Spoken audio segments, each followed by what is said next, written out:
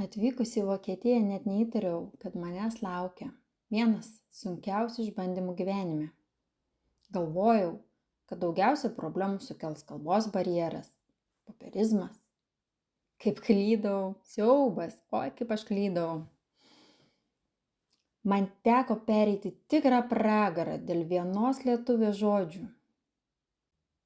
Jei tau artimos tikros emigracijos istorijos, užsiprenumeruok Kelias į pasaulį be žemėlapio. 2017 metais mano dabartiniam vyrui, tuomet dar draugui, pažįstamas žmogus pateikė viliojantį pasiūlymą – išvykti padirbėti į užsienį. Vyras sutiko. Po kelių mėnesių nuvažiavau jo aplankyti ir kartu sutikti naujosius metus. Buvo smagu, įdomu.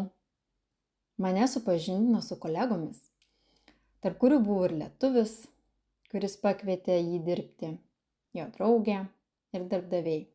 Pastarieji sužinoję, ką studijavau, pasiūlė darbą ir man. Grįžau į Lietuvą pilna užsidegimo. Pradėjau nuo nulio mokytis vokiečių kalbos internetu. Darbe pranešiau, kad išeinu ir pradėjau ruoštis persikraustymui.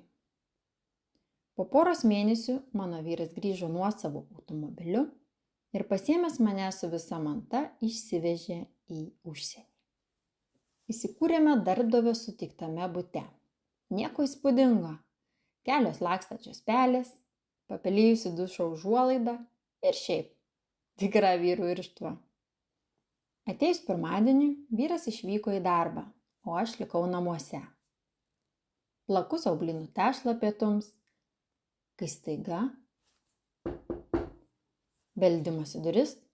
Keista, kas čia galėjo pas mane ateiti? Kaip ir neturiu čia pažįstamų, tiksliau porą pažįstamų, bet nesitikėjau jų ateinant ir kai pamačiau, kas atėjo, apsidžiaugiau. Lietuvė. Ta pati, kuri buvo per naujuosius. Deja, bet mano džiaugsmas greitai išgaravo. Ji lyg perkūnas iš giedro dangaus paklausė, ko čia atvažiavai? Nusijuokiau, nes pamaniau, kad ji juokauja. Bet pamačius jos veidą supratau, kad ji visiškai rimtai. Stovėjau išsižiojusi, nesuprasdama, ko ji pyksta.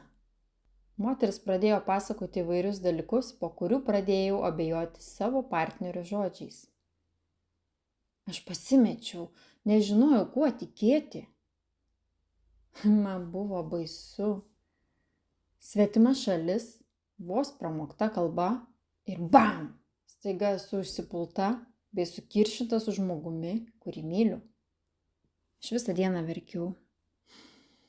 Maistas neberūpėjo. Grįžęs į darbo vyras rado mane lovoje susirietusiai kamuoliuką ir verkiančią. Kūkčiodama papasakojau, kas nutiko.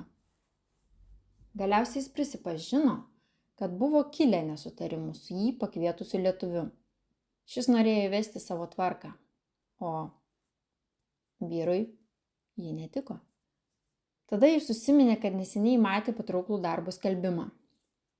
Mes pasitarėm ir aš supratau, kad galiu ir noriu pasitikėti savo partneriu, o ne visiškai svetimu žmogumi. Mes nusprendėme bandyti kažką naujo savo jėgomis. Vyras paskambino, aptarė sąlygas ir mes drauge priėmėme sprendimą išvykti.